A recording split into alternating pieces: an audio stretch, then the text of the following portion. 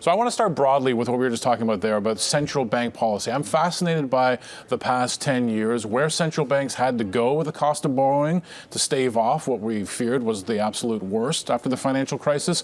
But now this place we seem to be stuck in. It's very fascinating to me. Can we get out of the low interest rate environment without toppling everything that we tried to preserve for the past 10 years? Well, it seems very hard, right? We seem to be a world economy with just one instrument, which is interest rates. We've pushed them to rock bottom. Asset prices are elevated. There's a lot of credit out there. And it seems as if we start raising interest rates, everything starts backing up. That's what we saw last year as the Fed said, we're going to raise interest rates steadily. And what happened? End of the year, with the trade tensions, of course, coming to boot, suddenly it seemed as if world growth was falling off a cliff. The Fed has backed off, I think rightly so. But it does leave the question, are we stuck in this environment forever?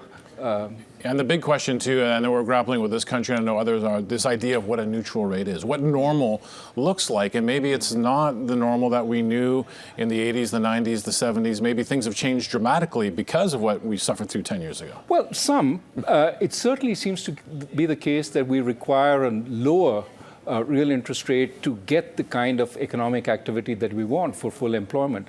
But it also seems as if we stay with a low interest rate environment, a lot of other factors come together to prevent us from ever raising rates, because you have credit, you have asset prices, and as soon as you start threatening to raise interest rates, they start making noises on that side, and it becomes harder to raise interest rates. So we may effectively be creating more of a trap for ourselves.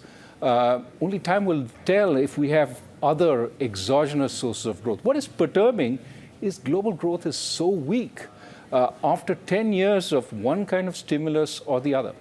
Now, we're in a bit of a trap. Technology, I imagine, and you talk about it in your book, only makes things a little more difficult. One of the things I've heard in terms of, well, we've had low rates, and people thought, okay, watch inflation go through the roof, and it hasn't. And one argument I've been given is that technology has changed the nature of work, has changed the nature of how we get paid, and maybe a bit of wage inflation isn't showing up. Is technology stymieing us as well, getting out of this trap? Well, technology is creating a bunch of challenges for us which weren't there before. For one, it's creating very different rates of growth. Growth at the coast, growth in Toronto, growth in San Francisco, very different from growth in Steel City, Illinois. Essentially, what we have is the aggregates mean far less today than they used to, because even though you have 3.7% unemployment in the US, you have pockets which haven't recovered from the Great Recession. In other words, we have developed countries with large pockets of serious underdevelopment. And the way to lift them is not through stimulus, because they're not really connected to the larger economy. You first have to build within those communities to get them back on track in order to get growth going more generally. And those are the places that are hurting. That's why you hear dissatisfaction. Even though unemployment is at decadal lows, people are still angry and upset. They don't see a future for themselves. Technology is part of the reason why we have these differential effects. What I'm finding fascinating, too, is that not only are you hearing that kind of disaffection from the people who are suffering from it, but billionaires are chiming in saying this can't continue the way it is. We can't keep eroding our communities. Capitalism isn't going to work if these people are getting left behind to this degree. Is that sort of shocking to you, that the people with the most are concerned about the system that we're in? Well, they are obviously worried. I think even if they weren't worried for ethical and moral reasons, property rights are ultimately a social construct. They're supported by the will of the people. If the people get angry, property rights aren't so secure anymore. That's really a concern, that our whole system of capitalism works on creating opportunity for the many, if not for all. And by creating opportunity for relatively few, because of the effects of technology, you really need a very strong education to succeed in this kind of environment. And if you haven't had it, and if your kids aren't getting it, then you're stuck. And that's really the problem today. How do we make more people get the benefits of a good education early on? How does that education translate into much better jobs? We need that whole path of opportunity to be strengthened. And that means starting really early on, right in the community. How concerned should we be, and the bond market had us concerned about the next recession? I think of in terms of making progress for society, and then cyclically another recession comes and all the good intentions get thrown out the window as we battle for it. You were one of the few economists I understand who actually predicted the last one. What do you think the dangers are for the next one? Well, they always think you can do it again, right? Once you're lucky. Yeah. Well, really, I think right now what we have is fairly weak global growth.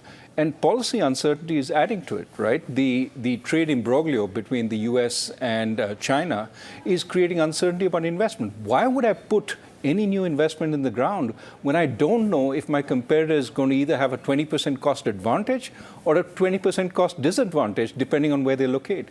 So trade uncertainty is creating havoc, whether it's Brexit, whether it's the US-China issues, or whether it's even which country is going to stay within the European Union or within the euro area. So my sense is some of the policy uncertainty is putting a dampener that the extremely accommodative monetary policy is not able to lift us out. What we do need is certainly policy uncertainty to seize a strong US-China trade agreement will help. Some of the stimulus that has been put into the system in the early part of this year, Chinese fiscal stimulus, as also the monetary stimulus from the Fed backing off from the interest rate hikes, I think will also help. My sense is later in the year, provided policy doesn't turn abruptly, which it could in this era of strong leaders, my sense is later in the year we should be better off than right now. And I think even with the US fiscal stimulus coming to an end, we probably still don't have recession facing us directly, at least over the course of this year. This era of strong leaders, you just said, it makes me think about Donald Trump, his populism, and the amount that he's been leaning on the U.S. Federal Reserve, which, of course, is supposed to be independent of politics. Is this troubling? He's recently on their case again. Now I'm saying, oh, it's good that you stopped the rate hikes. Now I want to see a cut and some quantitative easing. I think we have strong leaders across the world who think they represent the will of the people, and the will of the people is paramount, much stronger than the institutions. And many of these leaders haven't really understood the rationale for these institutions, which were very important to create the kind of growth we've had. So one of the things we've learned to do is leave central banks alone. They do unpopular things, but that's good in the longer run because it keeps inflation low, it keeps growth more stable than it would otherwise be. The problem of job-owning the Reserve Bank, the Federal Reserve, is it could have one of two things. It could either put their back up and they say no just because you're job-owning, even if the economy needs more accommodative policy, or it could do the opposite with equally devastating effect. They succumb, and then the view is these guys are poodles, and therefore when inflation actually shows up, they will not do what is necessary.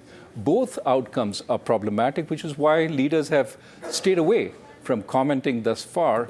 I think the Federal Reserve has a political issue on its hands and will have to deal with it as best as it can. I wanted to round out the conversation by talking about India, emerging markets, and the emergence of a new middle class in other areas of the world. Of course, in the West, the middle class is very well established. What kind of challenges does that pose for central bankers in other countries as they emerge, and people who never would have been considered middle class are now buying homes and cars and phones and everything else? Well, there's a challenge, one of expectations, that the expectations are really high. They see on TV all these homes that other people are buying. Everybody wants that kind of income. So you need to create jobs. One of the biggest issues in front of India today is, can we create enough jobs for the 1 million people who are coming into the labor force every month? So that's every month. Wow. It's a big country, and so that's a huge challenge for any government that's in power. But also, as we're growing, we have precisely the same challenges as we have today in the United States. How do we build those institutions that are needed for growth? And how do we tell people that sometimes the role of these institutions is to say no, to stand in the way of policies that seem obvious, cutting interest rates, for example, just because it's good for the economy in the longer run. Fascinating to have you here. Thanks so much for joining us. Thank you very much. That was Raghu Rajan. He's former governor of the Reserve Bank of India and a professor at the Chicago Booth School of Business.